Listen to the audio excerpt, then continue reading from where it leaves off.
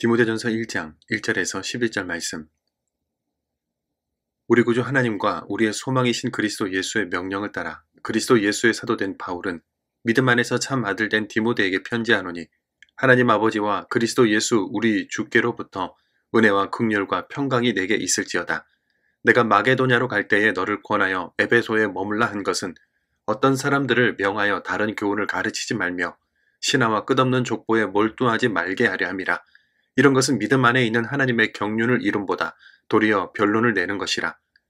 이 교훈의 목적은 청결한 마음과 선한 양심과 거짓이 없는 믿음에서 나오는 사랑이거늘, 사람들이 이에서 벗어나 헛된 말에 빠져 율법의 선생이 되려 하나 자기가 말하는 것이나 자기가 확증하는 것도 깨닫지 못하는도다. 그러나 율법은 사람이 그것을 적법하게만 쓰면 선한 것임을 우리는 아노라.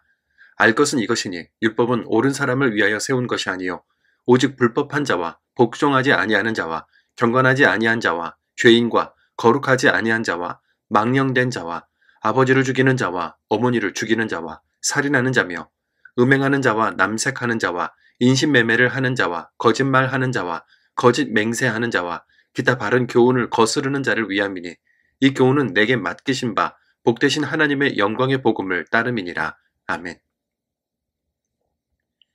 디모데전서는 인생의 말년을 보내는 사도 바울이 로마 감옥에서 나온 후에 복음을 전하던 중 에베소에서 목회하고 있던 디모데에게 보낸 첫 번째 편지입니다.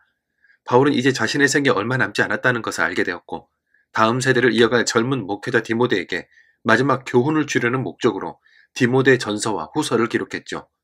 사도 바울은 디모데를 참 아들이라고 부를 정도로 사랑하며 신뢰했습니다. 1차 전도 여행을 다니던 중에 만나 그 이후로 계속 전도 여행을 함께 했으니 얼마나 깊은 인연인가요? 그렇게 참 아들 같은 디모데에게 바울은 하나님께서 은혜와 긍휼과 평강을 마음껏 부어주시기를 간구했습니다. 각각 어떤 의미인지 살펴볼까요? 은혜는 전혀 받을 자격이 없는 자에게 주시는 하나님의 호의요, 인간의 어떤 것도 들어갈 수 없는 전적인 하나님의 선물이죠. 긍휼은 어리석음과 잘못, 실수로 생기는 불행과 고뇌에 허덕이는 자를 불쌍히 여기시고 싸매시는 하나님의 치료입니다. 평강이란 은혜와 긍휼의 결과로 생기는 나와 하나님, 나와 이웃 간의 연합을 의미하는데요. 은혜, 긍휼, 평강이라는 단어에서 찾을 수 있는 이미지는 바로 하나님 나라 그 자체라고 할 수 있죠.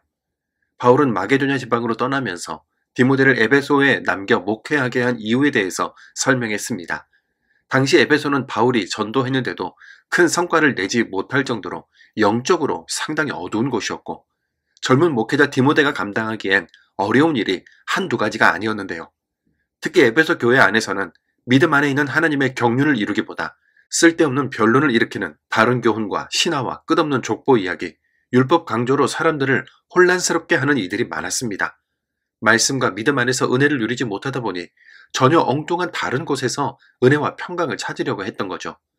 신화란 신비하게 창작된 신들의 이야기요, 끝없는 족보란 그 신들의 계보를 말합니다. 신들이 인간 세계처럼 결혼하고 바람피며 이혼하며 살면서 아들, 딸 낳고 사는 것을 줄줄 외우면 그 신들과 친밀한 교류를 나눌 수 있다고 생각한 겁니다. 율법은 레위기와 신명기에 기록된 해야 할 것과 하지 말아야 할 것들에 대한 기록들이고, 하나님의 백성다운 면모를 드러낼 수 있는 삶의 기준점이었는데요. 너무 과하게 강조한 나머지 율법을 지켜야만 구원 얻는다는 율법주의로 빠져버리고 만 거죠. 잘 믿고 싶은 마음도 있었고 열정도 뜨거웠습니다. 그런데 잘못된 신학을 적용했고 믿음으로 분별하지 못하다 보니 그것이 되려 교회의 공동체를 무너뜨리는 치명적인 요인이 되고 말았는데요. 그래서 보이지 않는 믿음으로 살면서 눈에 보이고 확실한 어떤 것을 잡으려고만 한다면 오늘 우리도 같은 실수를 반복할 수 있다는 것을 유념해야겠습니다. 나는 지금 무엇에 집중하고 있나요? 어떤 것을 가장 많이 보고 어떤 것에 관심을 두고 있나요? 그것이 하나님과 어떤 관계가 있나요?